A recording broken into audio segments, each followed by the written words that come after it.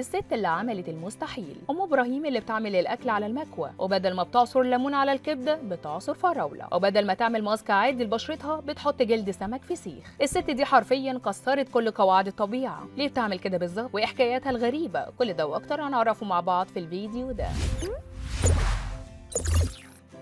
نعمة أم إبراهيم، البلوجر اللي مفيش وصف ينفع يوصفها غير إنها ملكة الحاجات الغريبة، الست اللي قررت تبهر الناس بكل حاجة محدش يتخيل إنه يعملها، من أول فيديوهات الأكل المجنونة لحد وصفات التجميل اللي بتجيب آخرك. نعمة ما سابتش حاجة إلا وعملتها بطريقتها الخاصة. طبعا كلنا عارفين إن الأكل له أصوله، لكن أم إبراهيم ولا اعتمدت وكل القواعد ولا همتها. من شوية نشرت فيديو ظهرت فيه وهي بتستخدم المكوى بدل الطاسة. أيوة سمعتها صح، المكوى. حطت عليها حاجة كده ما تعرفش هي سمكة ولا صبيط، وفوقيها شريحه جبنه، وبدات تاكل منها كانها اشهى اكله في الدنيا. وكأن ده مش كفايه، قبل كده برضو ظهرت مع طاسه كبده وفينو وطبق فراوله، وقلبت الدنيا لما عصرت الفراوله على الكبده بدل الليمون. ابنها اللي كان قاعد جنبها قال لها كبده كلاب، ردت عليه وقالت له حمير، وعملت لنفسها ساندوتش وسابت الناس في حيره. مش بس اكل، نعمه كمان دخلت في مجال التجميل بس بطريقتها الخاصه. طبعا ما هي ست قادره انها تعمل كل حاجه واي حاجه. قررت تعمل ماسك لبشرتها، لكن بدل ما تستخدم كريمات طبيعيه او ماسكات جاهزه الحاجات الحلوه بتاعت البنات الغاليه دي، هي بقى جابت جلد سمك بوري مخلل ومعمول في سيخ وحطيته على وشها، وقالت انه بيشد البشره ويديها نضاره. بنتها حاولت ترفض لما طلبت انها تعمل لها نفس الماسك، وقالت لها انها مشغوله وعندها مشوار. الغريب ان اولادها نجمه ومسلم في البدايه ما كانوش عاجبهم اختراعات امهم، كانوا بيحلوا غصب عنهم بسندوتشات كبده الحمير والبراس المشويه اللي بتعملها، لكن مع الوقت بقوا مشاهير على تيك توك هم كمان، وبقى يطلعوا بفيديوهاتهم الخاصه لابسين على الموضه، وكل واحد عامل محتوى لنفسه بعيد عن مامتهم. ام ابراهيم ست رغم كل اللي بتعمله لكنها محبوبه جدا. ست بدات مشوارها بعد ما خسرت كل فلوسها وذهبها بسبب جوزها اللي اخذ منها كل حاجه على كلامها يعني، فقررت تدخل السوشيال ميديا علشان تصرف على عيالها، ومن هنا بدات تعمل فيديوهات الاكل الغريب اللي قلبت السوشيال ميديا بيه وجابت ملايين المشاهدات. وفي مره ظهرت لايف على تيك توك وهي بتاكل اكلات زي الابراس المشويه والكبده الحمير والكرشه النيه اللي ما غسلتهاش. الداعمين بداوا ينزلوا ليها هدايا بالدولار، اسود وصقور وحتى النمر الابيض، وكل ده زود رصيدها. من فتره شكل الدنيا ابتسمت لها شويه، ظهرت هي وعيالها ومعاهم ايفونات ثمن الواحد منهم اكتر من 40,000 جنيه، وده خلى المتابعين يسالوا انتوا خلاص مش هتعملوا فيديوهات الاكل مع نعمه ام ابراهيم؟ لكن ولا هي ولا عيالها ردوا على التعليقات دي وفضلوا مركزين في المحتوى الجديد بتاعهم. نعمه ام ابراهيم حكايتها غريبه جدا لكنها حقيقيه جدا، من حد دخل السوشيال ميديا علشان الظروف لحد بقت شغله كل الناس وقدرت تلفت الانظار بفيديوهاتها الغريبه جدا. السؤال هنا، هل ام ابراهيم هتفضل تستمر في اختراعاتها ولا هنشوف حاجه جديده منها؟ الايام اللي جايه هي اللي هتجاوبنا.